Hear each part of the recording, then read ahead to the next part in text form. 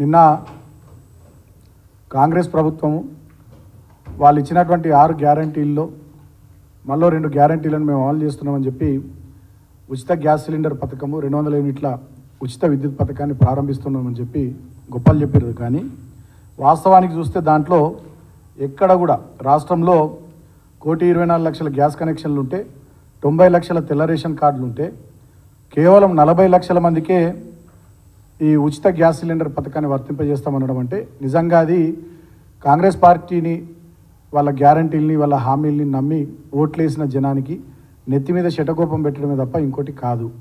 మేము డిమాండ్ చేస్తూ ఉన్నాం బీఆర్ఎస్ పార్టీ పక్షాన 90 లక్షల తెల్ల రేషన్ కార్డుదారులందరికీ కూడా పేదలందరికీ కూడా ఈ ఉచిత గ్యాస్ సిలిండర్ పథకాన్ని ఖచ్చితంగా అమలు చేయాలి. వాళ్ళందరికీ వర్తింపజేసేటట్టుగా ప్రభుత్వం చర్యలు తీసుకోవాలి. లేకపోయినట్లయితే ఖచ్చితంగా ప్రజలు తిరగబడే పరిస్థితి వస్తుంది పేద ప్రజానీకం అని చెప్పి ఈ సందర్భంగా నేను తెలియజేస్తూ ఉన్నాం. అదేవిధంగా రాష్ట్రంలో 1,34,48,000 గృహ విద్యుత్ కనెక్షన్లు ఉంటే దాంట్లో 1,05,00,000 గృహ విద్యుత్ కనెక్షన్లు మాత్రమే 200 యూనిట్ల లోపు విద్యుత్తును వాడుతూ ఉన్నారు. సో మేమేమంటున్నాం, దీంట్లో కూడా కోతలు పెట్టకుండా 1,05,00,000 గృహాలు ఏవైతే ఉన్నాయో వాళ్ళందరికీ 200 యూనిట్ల విద్యుత్తును డెఫినెట్గా వీళ్ళు గతంలో మేనిఫెస్టోలో చెప్పినట్టుగా ఆ స్కీమ్ను వాళ్ళందరికీ వర్తింపజేయాలి. అంతేకాకుండా మిగతా వాళ్ళు ఎవరైతే ఇంకొక 29,34,000 విద్యుత్ కనెక్షన్లు ఏవైతే ఉంటాయో వాళ్ళకు కూడా అప్ టు 200 యూనిట్ల వరకు వాళ్ళకు కూడా ఉచితంగా ప్రభుత్వము ఆ 200 యూనిట్ల విద్యుత్ ఖర్చును భరించాలి. ఎందుకంటే వీళ్ళు చెప్పింది ఏంటంటే ఇప్పుడు మాట మారుస్తూ ఉన్నారు. ఎన్నికల సందర్భంలో ప్రతి ఇంటికి ఉచితంగా గ్యాస్ సిలిండర్ అన్నారు. మళ్ళీ ఇప్పుడు రకరకాల కండిషన్లు పెడుతున్నారు. ప్రతి ఇంటికి 200 యూనిట్ల వరకు ఉచిత కరెంట్ అన్నారు గృహజ్యోతి పథకం కింద. మళ్ళీ ఇప్పుడు దాంట్లో కొర్రీలు పెడతా ఉన్నారు, కోతలు పెడతా ఉన్నారు. కాబట్టి ఇది కరెక్ట్ కాదు. ఎట్టి పరిస్థితుల్లో మీరు రకరకాల ఆంక్షలు పెట్టి మసిపూసి మారేడికాయ చేసే ప్రయత్నం ఏదైతే చేస్తూ ఉన్నారో, ప్రజల్ని మభ్యపెట్టే ప్రయత్నం ఏదైతే చేస్తూ ఉన్నారో, ప్రజల్ని మోసగించే ప్రయత్నం ఏదైతే చేస్తూ ఉన్నారో డెఫినెట్గా దాన్ని ప్రజలందరూ గమనిస్తున్నారు. బేషరతుగా మీరు గతంలో ఎన్నికల సందర్భంలో చెప్పినట్టుగా అందరికీ దీన్ని వర్తింపజేయాల్సిందిగా మేము బీఆర్ఎస్ పార్టీ పక్షాన డిమాండ్ చేస్తూ ఉన్నాం. అంతేకాకుండా నిన్న ముఖ్యమంత్రి రేవంత్ రెడ్డి మాట్లాడతాడు, ఆయన సవాల్ విసురుతాడు. నిజంగా నేను అడుగుతా ఉన్నా, సవాల్ విసిరే అర్హత మీకుందా? గతంలో కొడంగల్లో అసెంబ్లీ ఎన్నికల్లో కొడంగల్ అసెంబ్లీ సీటుకు మీరు పోటీ చేసినప్పుడు ఆనాడు ఎమ్మెల్యేగా ఓడిపోతే రాజకీయ సన్యాసం తీసుకుంటున్నావు. ఎమ్మెల్యేగా ఓడిపోయిన వెంటనే మళ్ళీ మల్కాజ్గిరి ఎంపీకి పోటీ చేసినాం 3 నెలలు తిరగకముందే.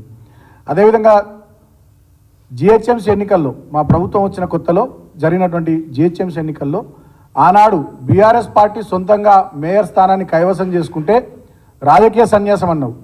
బీఆర్ఎస్ పార్టీ ఆనాడు 99 సీట్లు సాధించి మా మిత్రపక్షం మజ్లీస్ పార్టీతో కలుపుకొని బ్రహ్మాండంగా ఆనాడు మేము మేయర్ డిప్యూటీ మేయర్ స్థానాల్ని కైవసం చేసుకున్నాం. మళ్ళా నువ్వు మాట తప్పినావు. ఏదో ఎన్నికలలో మస్తు మాట్లాడతాం గవాన్ని పట్టించుకుంటారు, ఎన్నికల సందర్భంలో మాట్లాడే మాటలని మళ్ళా నువ్వు మాట తప్పినావు. కాబట్టి అటువంటి నీకు సవాల్ చేసే అర్హత లేదు. అయినప్పటికీ నువ్వు నిన్న సవాల్ చేసినావు కాబట్టి కేటీఆర్ గారిని ఇవాళ మేము సవాల్ చేస్తూ ఉన్నాం. మీకు దమ్ముంటే మీ రాహుల్ గాంధీ గారిని ప్రధానమంత్రి అభ్యర్థిగా ప్రకటించుకొని 543 సీట్లున్న లోక్సభలో ఈ భారతదేశంలో మ్యాజిక్ ఫిగర్ 270 సీట్లు కదా, దమ్ముంటే ఆ 272 సీట్లు మ్యాజిక్ ఫిగర్ దాటేటట్టుగా కాంగ్రెస్ పార్టీ మీ రాహుల్ గాంధీ గారిని ప్రధానమంత్రి అభ్యర్థిగా ప్రకటించుకుని ఎన్నికలకు పోవాల్సిందిగా నేను సవాల్ చేస్తూ ఉన్నా. ఎట్లయితే మా కేటీఆర్ గారు మొన్న అన్నారో రేవంత్ రెడ్డిని ముఖ్యమంత్రి అభ్యర్థిగా ముందే ప్రకటిస్తే 30 సీట్లు కూడా రావని అన్నారు.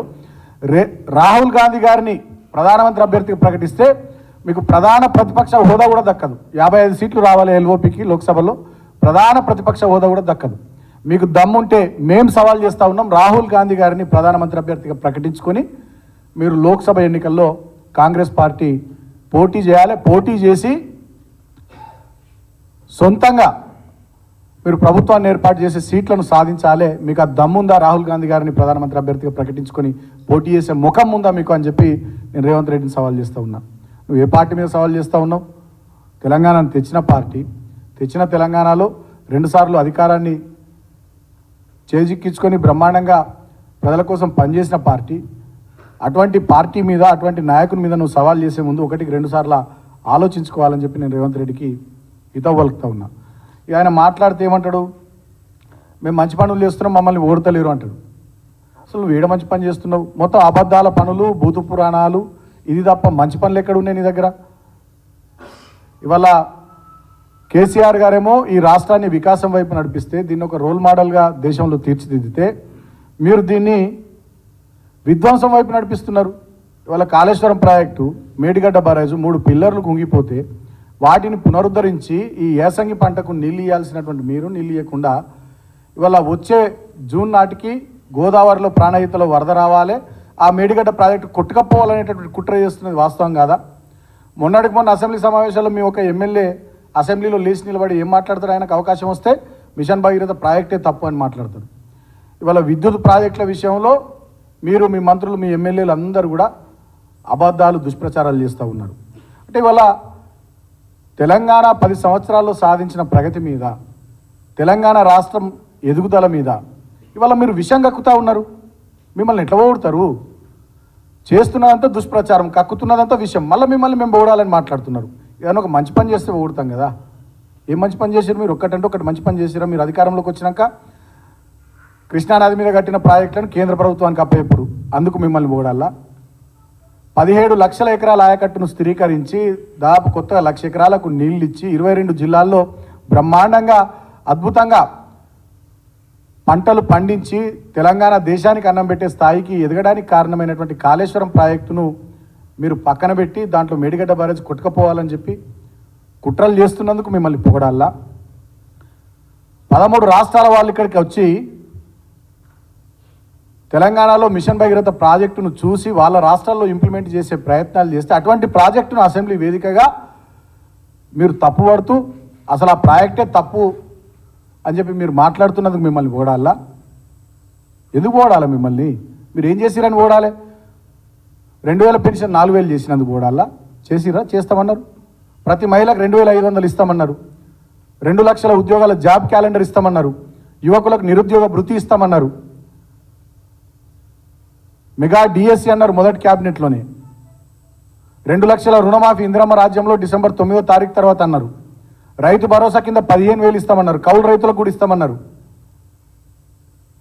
ఒక్కటంటే ఒక్కటి మీరు ఇచ్చినటువంటి మాట మీద లేకుండా, మీరు ఇచ్చినటువంటి హామీని నిలబెట్టుకునే ప్రయత్నం చేయకుండా ఇంకా నిస్సిగ్గుగా భూత పురాణాలు, అబద్ధపు ప్రచారాలతోని ఎదురుదాడి చేసే, అంటే ఇంకా మీరు పాలకపక్షం అనేటటువంటిది మర్చిపోయి ప్రతిపక్షం అనేటటువంటి భావనలోనే ఉన్నారేమో అనిపిస్తుంది రేవంత్ రెడ్డిని చూస్తే. ఇంకోటి కూడా చాలా స్పష్టంగా అర్థమవుతుంది ఏంటంటే, ప్రజల దృష్టిని మరల్చే కుట్ర చేస్తూ ఉన్నాడు రేవంత్ రెడ్డి. ఆయన ఇచ్చినటువంటి